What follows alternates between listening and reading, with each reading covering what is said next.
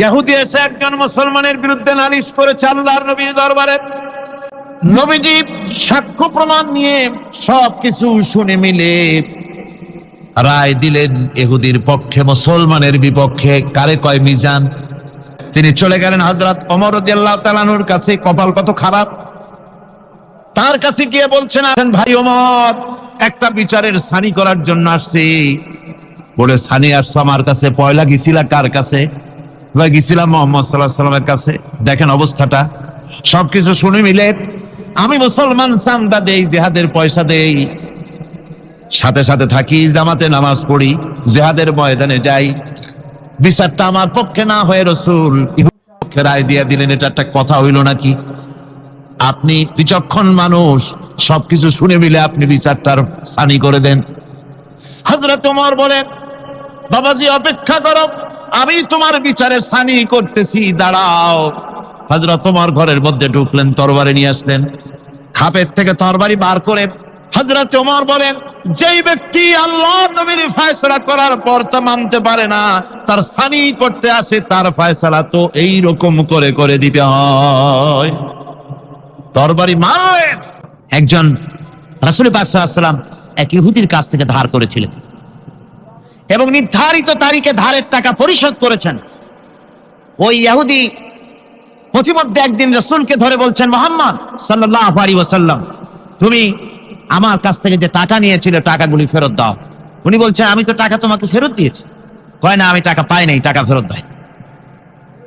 হুজুর বলছেন দিয়েছি, আর ও বলছে দাও। এমন সময় একজন সাহাবী এসেছেন, বলছেন, হুজুর এখানে কি হচ্ছে? হুজুর বলছেন, এই লোকটার কাছ থেকে আমি টাকা নিয়েছিলাম, টাকাটা ফেরত দিয়েছি, তারপরেও সে আমার কাছে বলছে না আমি ফেরত দেইনি।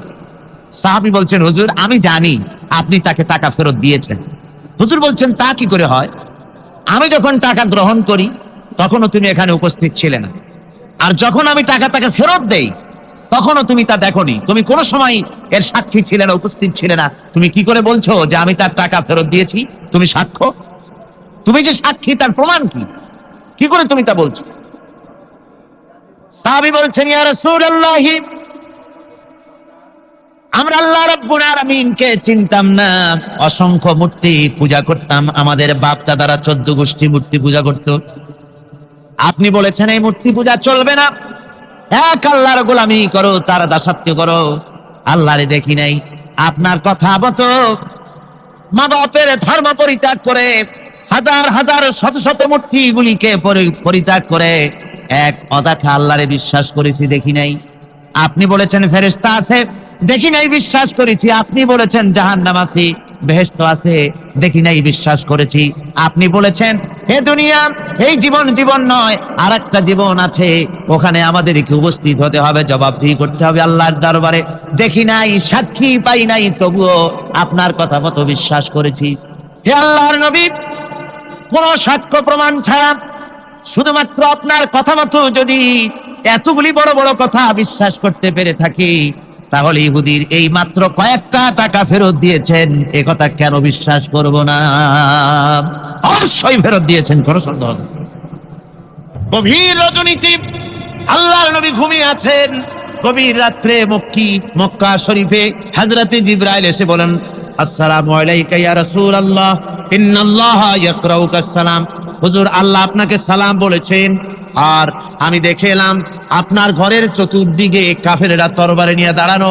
মেহেরবানি করে আপনি ঘুমের থেকে জেগে হিজরত করে মদিনায় চলে যান। নবীজি ঘুমের থেকে জাগলেন, হযরত আলীকে ডেকে বলেন, আলী রে, আমার বিছানার উপরে আরাম করে ঘুমায় থাকো, শুয়ে থাকো, আল্লাহর অর্ডার হয়েছে, আমি মদিনার দিকে চললাম।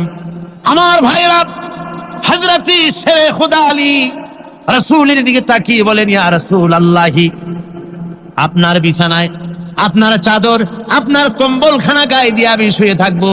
সকালবেলায় কাফির বেঈমানেরা এই ঘরের মধ্যে ঢুকে আপনার বিছানায় আপনার চাদর মুড়ি দিয়ে আমি আলীকে তারা মুহাম্মদ মনে করবে, আর আমাকে মুহাম্মদ মনে করে তাদের তরবারি দিয়ে তারা আমাকে টুকরা টুকরা করে জমিন থেকে বিদায় করে দেবে। আমি আলীর দিলের মধ্যে কোনো দুঃখ কষ্ট থাকবে না, বরং আমার মনের মধ্যে এটাই তৃপ্তি হবে যে আমি আলীর জীবনের বিনিময়ে আল্লাহর নবী দুনিয়ায় বেঁচে আছেন। ভাইরা আমার, নবীজি ঘরের থেকে বেরোলেন, ঘরের থেকে বেরিয়ে দেখেন চতুর্দিকে কাফেরেরা, হাতে এক মুষ্টি বালু নিলেন, শাহাতিল ওযু করে দম করে বালুটা ছাড়িয়ে দিলেন। চতুর্দিকে কাফেরে দাঁড়ানো, কাফেরদের চোখে বালু চলে গেল। বালি চোখে গেলে অবস্থাটা কি হয় আপনারা জানেন। দুই হাত দিয়া চোখ রগড়াতেছে কাফেরেরা। নবীজি সরে গেলেন, একটা কাফেরও দেখতে পেল না কোন ফাঁকে নবী চলে গেলেন। পরবর্তী সময় আল্লাহ রাব্বুল আলামিন নবীকে ডেকে বলেন, ওয়া মা রামাইতা ইয রামাইতা ওয়ালাকিন্নাল্লাহা রামা। ও নবী, আপনি নিক্ষেপ করেন নাই যখন আপনি নিক্ষেপ করেছিলেন, আপনি শুধু বালুকণা ছেড়ে দিয়েছিলেন, আর আপনার ঘরের চতুর্দিকে কাফেরদের চোখে বালু কণা পৌঁছে দেওয়ার দায়িত্ব আমার হুজুর গ্রহণ করেছিল। সুবহানাল্লাহ, সুবহানাল্লাহ। আমার ভাইরা, নবীজি হযরত আবু বকরের বাড়িতে গেলেন, দরজায় গিয়ে আস্তে করে নক করেছেন। দরজায় গিয়ে আস্তে করে নক করলেন, ভিতর থেকে আওয়াজ এলো, কে? ভিতর থেকে লাব্বাইকা সাদাইকা বলে হযরত আবু বকর বেরিয়ে এলেন। আল্লাহর নবী জিজ্ঞাসা করলেন, আবু বকর রে, এক ডাক দিলাম আর তুমি এক ডাকে সাড়া দিলে, তুমি কি ঘুমাও নাই? হযরত আবু বকর বলেন, ইয়া রাসূলুল্লাহ, আপনি বলেছিলেন আমাকে সাথে নিয়ে হিজরত করবেন।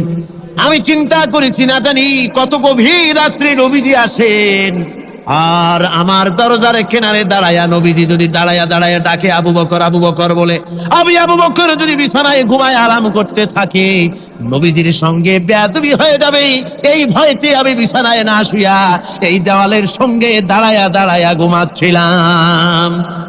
ভাইরা আমার, নবীজি হযরত আবু বকরকে নিয়ে চললেন, কাবার দিকে তাকালেন, বাইতুল্লাহ শরীফের দিকে তাকায়া নবীজি চোখ থেকে দর দর করে পানি পড়ে আর ডাকে বলে, রে খানায় কাবা, ওরে কাবা, বড় আশা ছিল তোর খেদমত করব প্রাণ ভরে, কিন্তু তোর নিষ্ঠুর সন্তানেরা তোর কাছে আমারে থাকতে দিল না রে। নবীজি হযরত আবু বকরকে নিয়া মদিনার দিকে না গিয়া উল্টা পথে জিয়াদ মহল্লার ভিতর দিয়া, মিসফালার ভিতর দিয়া, সাবাব জাবালের সরে দুইটা পাহাড় পাড়ি দিয়া জাবালে সুরে যখন উঠলেন, ফজরের রক্ত হয়ে গেল। হযরত আবু বকর বলেন, হুজুর, গুহার একটা পায়া গেছি, এর মধ্যে ঢুকি, তা না হলে কাফেরেরা দেখে ফেলবে। হুজুর আপনি বাইরে বসেন, আগে আমি ভিতরে ঢুকি, যেহেতু গুহার মধ্যে সাপ বিচ্ছু থাকতে পারে, যদি কোনো সাপ বিচ্ছু থাকে আঘাত আমার প্রতি আসুক, আল্লাহর নবী মাহফুজ থেকে যাক।